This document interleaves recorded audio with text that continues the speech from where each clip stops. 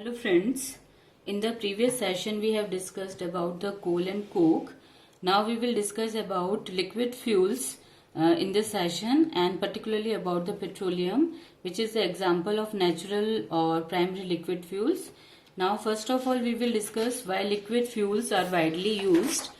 द्रव ईंधन की जो बात करते हैं कि द्रव ईंधन का उपयोग कहाँ किया जाता है और कैसे प्राप्त किया जाता है उसके बारे में हम पढ़ेंगे. Liquid fuels are the important commercial औद्योगिक रूप से and domestic fuels use these days. आजकल जो है इसका औद्योगिक रूप से और घरेलू कार्यों में बहुत अधिक उपयोग किया जाता है. Most of the fuels are obtained from the naturally occurring petroleum और क्रूड ऑयल. ये ज्यादातर जितने भी फ्यूल्स हैं वो किससे प्राप्त होते हैं? पेट्रोलियम या क्रूड ऑयल से प्राप्त होते हैं. क्रूड ऑयल और पेट्रोलियम ऑयल अभी हमने बताया था कि ये प्राइमरी फ्यूल्स होते हैं, सोर्स होते हैं, और नेचुरल सोर्स हैं, प्राकृतिक सोर्स होते हैं. और पेट्रोलियम के फ्रैक्शनल डिस्टिलेशन से प्रभाजी आसवन के द्वारा या रिफाइनिंग के द्वारा लगभग सभी फ्यूल्स को प्राप्त किया जाता है और उनका फर्दर उपयोग किया जाता है. अब जो फ्रैक्शंस बन रहे हैं अलग अलग तापक्रम पे अलग अलग फ्यूल्स प्राप्त होते हैं. जब पेट्रोलियम की रिफाइनिंग की जाती है, फ्रैक्शनल डिस्टिलेशन किया जाता है, तो ऐसे फ्रैक्शंस जिनकी बॉइलिंग पॉइंट कैसे होते हैं? कम होते हैं, लो होते हैं फ्रैक्शंस. उनको तो हम क्या करते हैं, किस में काम में लेते हैं? पेट्रोल इंजन्स में काम में लेते हैं. And higher boiling point fractions are use in the diesel engine. जिनके बॉइलिंग पॉइंट कम होते हैं उनको पेट्रोल इंजन्स में काम में लेते हैं, और जिनके बॉइलिंग पॉइंट अधिक होते हैं उन फ्रैक्शंस को हम डीजल इंजन्स में काम में लेते हैं.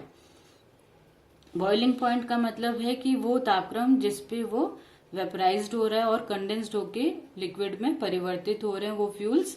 तो बॉइलिंग पॉइंट जो है directly related to the temperature where it is condensed.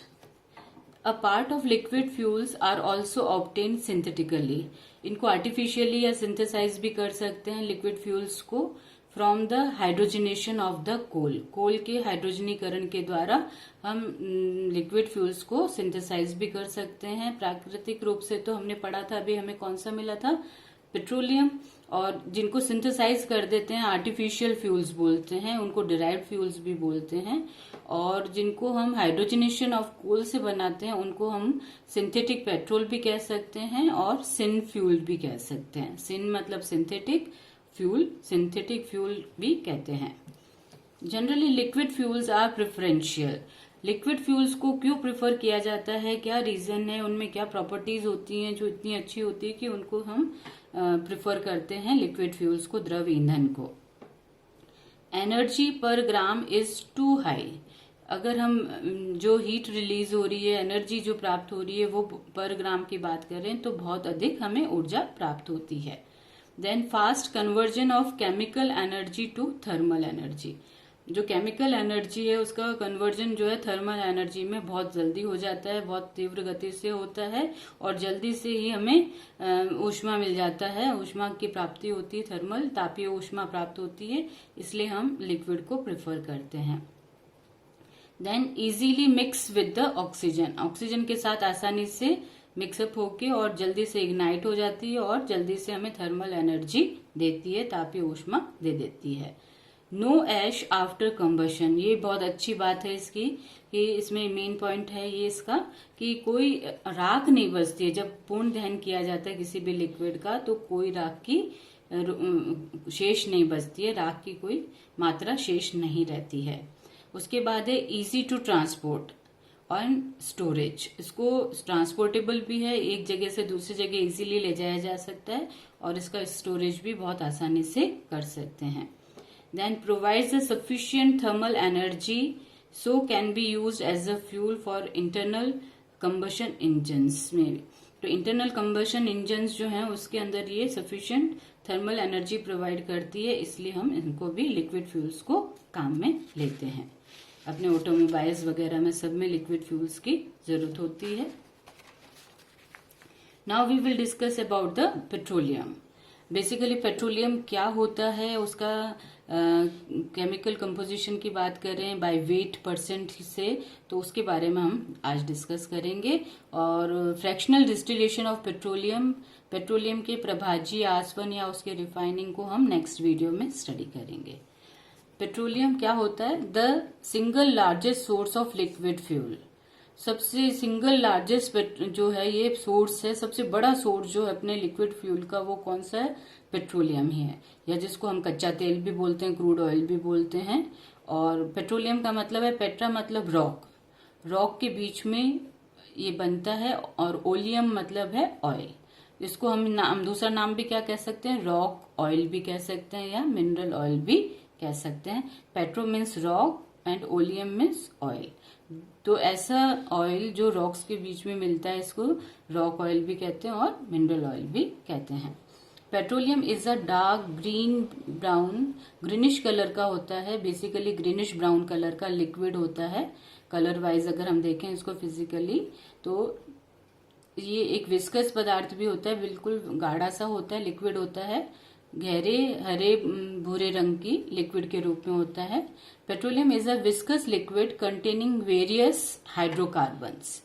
ये it is a mixture of hydrocarbons. Petroleum की अगर बात करें तो उसमें क्या होता है? बहुत सारे हाइड्रोकार्बन्स होते हैं, और साथ में स्मॉल अमाउंट ऑफ सल्फर भी प्रेजेंट होती है, नाइट्रोजन एंड ऑक्सीजन कंपाउंड भी प्रेजेंट होते हैं एज अ इम्प्योरिटीज।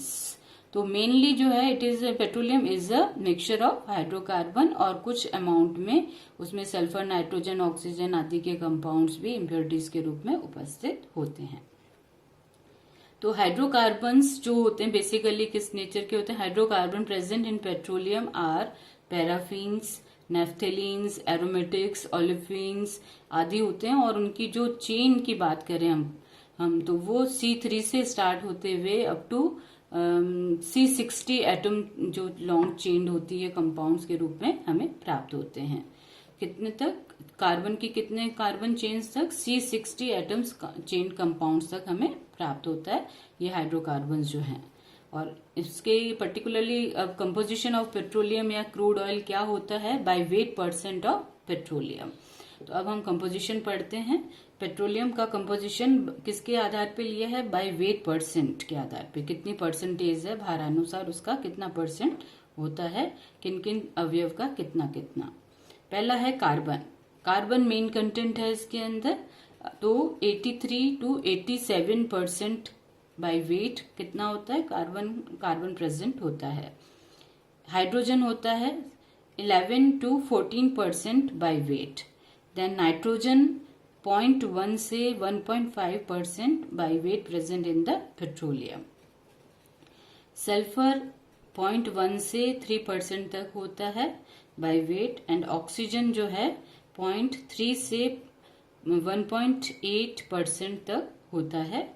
और सबसे मेजर जो कंपोनेंट है जो एनर्जी प्रोड्यूसिंग है हमारा, दैट इज कार्बन कंटेंट्स, और उसका परसेंटेज सबसे ज्यादा होता है 83 से 87% तक। अब नेक्स्ट वीडियो में हम पेट्रोलियम की रिफाइनिंग के बारे में पढ़ेंगे, या फिर फ्रैक्शनल डिस्टिलेशन ऑफ पेट्रोलियम के द्वारा कितने कितने फ्रैक्शंस कौन कौन से टेम्परेचर पे प्राप्त होते हैं, और उन फ्रैक्शंस के अंदर कितने लॉन्ग चेन कंपाउंड्स होते हैं, कार्बन एटम्स होते हैं, और साथ ही उनका कहाँ उपयोग में लिया जाता है, उसको कहाँ यूज में लेते हैं, सारे फ्रैक्शंस को, उसके बारे में हम स्टडी करेंगे। Thank you.